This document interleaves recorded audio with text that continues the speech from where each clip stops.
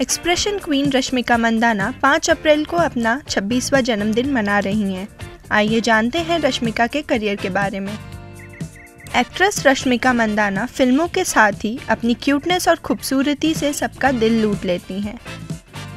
5 अप्रैल 1996 के दिन इस दुनिया में कदम रखने वाली रश्मिका मंदाना ने बेहद कम समय में फिल्म इंडस्ट्री में अपना नाम कमाया। अभिनय की दुनिया में उन्हें कुछ ही साल हुए हैं, लेकिन वह जानी मानी अभिनेत्रियों को टक्कर देती हैं। दक्षिण भारत में ही नहीं बल्कि पूरे देश में उनकी फैन फॉलोइंग्स हैं। जल्द ही रश्मिका मंदाना बॉलीवुड में आने वाली हैं। रश्मिका की झोली में मिशन मजनू और गुड बॉय जैसी 2 बॉलीवुड फिल्में हैं। रश्मिका ने फिल्म पुष्पा में श्रीवल्ली का किरदार निभाया था। फिल्म भले ही अल्लू अर्जुन पर केंद्रित रही, लेकिन श्रीवल्ली के रूप में रश्मिका को इस फिल्म में उनके काम के लिए काफ़ी सराहना मिली। साल 2016 में फिल्म किरिक पार्टी से उन्होंने फिल्म करियर की शुरुआत की थी।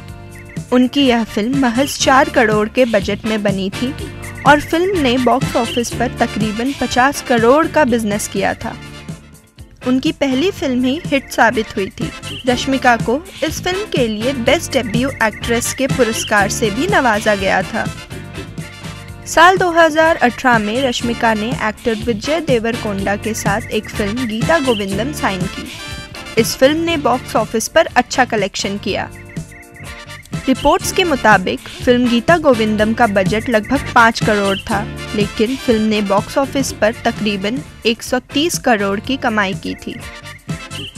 इस फिल्म में रश्मिका और विजय देवरकोंडा को बेहद पसंद किया गया था, जिसके बाद साल 2019 में यह जोड़ी फिल्म डियर कॉमरेड में भी नजर आई। साल 2021 में रश्मिका फिल्म पुष्पा में एक्टर अल्लू अर्जुन की प्रेमिका के रूप में श्रीवल्ली के किरदार में दिखाई दी। यह एक बड़े बजट की फिल्म थी, लेकिन इस फिल्म ने बॉक्स ऑफिस पर जबरदस्त कमाई की। पुष्पा द राइज ने भारत में 23 दिनों के दौरान तकरीबन 250 करोड़ रुपए की कमाई की।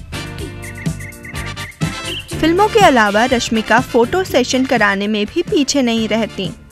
रश्मिका मंदाना का इंस्टाग्राम अकाउंट उनके जानलेवा तस्वीरों से सजा हुआ है। रश्मिका के इंस्टाग्राम अकाउंट पर 30 मिलियन से ज़्यादा फॉलोअर्स उन्हें फॉलो कर रहे हैं। अगर यह वीडियो आपको पसंद आया हो तो लाइक, सब्सक्राइब और शेयर करना न भूलें।